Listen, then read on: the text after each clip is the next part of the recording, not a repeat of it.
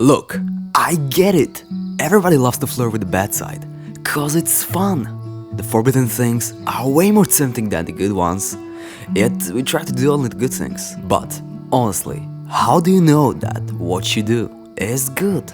Isn't it just a lie you tell yourself to keep doing what's forbidden? Disclaimer, don't take everything I say as a certain truth or a guide, cause I'm someone who loves to lie, did what's forbidden, cheated and manipulated others.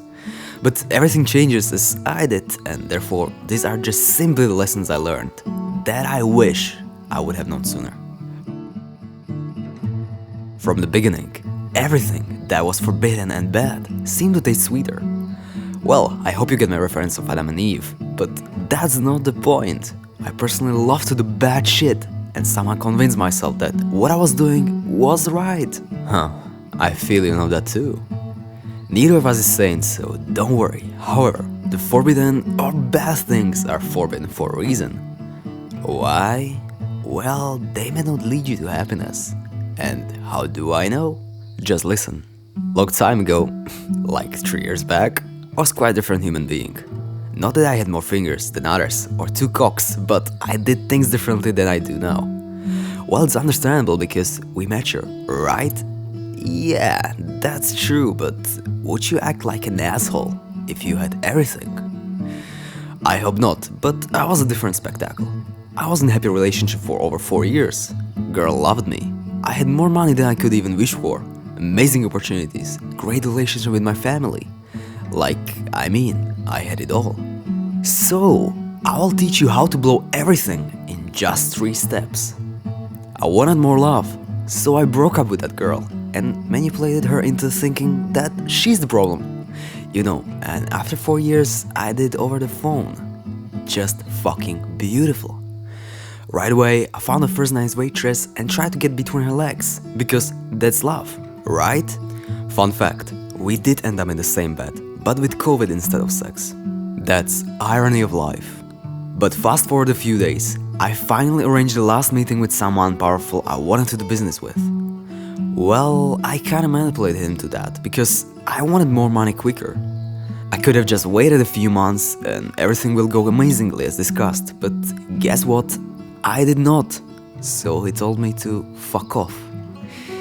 So, like year of preparations, meetings and tons of emails with a huge amount of money, at least at that time, went straight to the toilet. Fucking amazing! Then I ventilated my frustration with my family, and somehow it drove us apart. And I wondered why.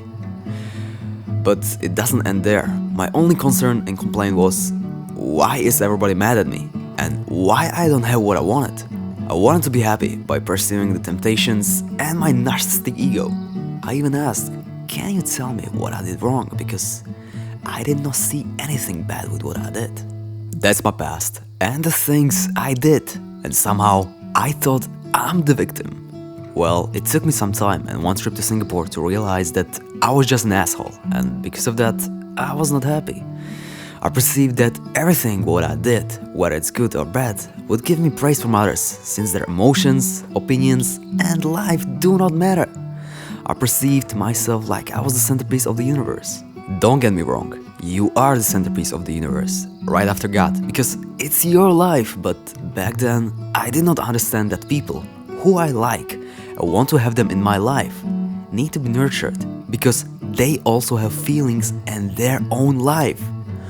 What a fucking groundbreaking realization, right? It sounds stupid, but honestly, how many of you do actually care about others you want to have in your life? And don't lie to yourself. I did that, and it doesn't work. How many of you are interested only in you, like I was? It's not bad, and I'm not telling you to change it. I'm just saying that this screwed my kinda happy life I had, and I don't want anyone to suffer the same fate, mainly when it can be avoided. The choice is yours though. In extent of that, not everything that is seemingly good for us is actually good. The same applies for what we think is bad. Good or bad things are based upon the actions and the life we want to have. At least that's what I figured.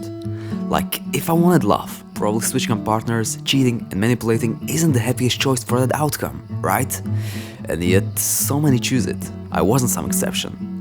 And if I want quick money and don't care about consequences and morals, some good target charity with no real implementation, with funds funneled to shell companies, is quite an amazing option too. Yeah, nothing in life is either good or bad. In my opinion, it all depends on the people and the life they want to have. For instance, if you want to have control over everything, then manipulating people can be a good option. Is it right? No. Will it last? No. But why you should care when you're trapped in the moment, right?